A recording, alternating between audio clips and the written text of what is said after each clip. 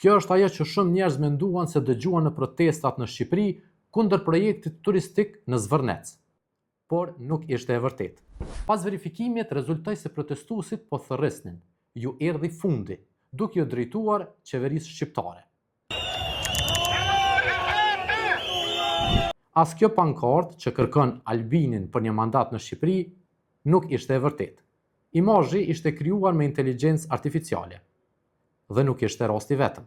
Në rrjetet sociale u shpërndan edhe fotografi që pretendoi se tregonin protestues me flamuj të Shqipërisë, Kosovës dhe ushtrisë çlirimtare të Kosovës, pranë zonës së investimit. Edhe ato dolën të gjeneruara me inteligjencë artificiale. Megjithatë, këto përmbajtje dhe shumë të tjera të tilla vazhdojnë të shpërndahen si të vërteta, edhe pas janë verifikuar si të pasakta.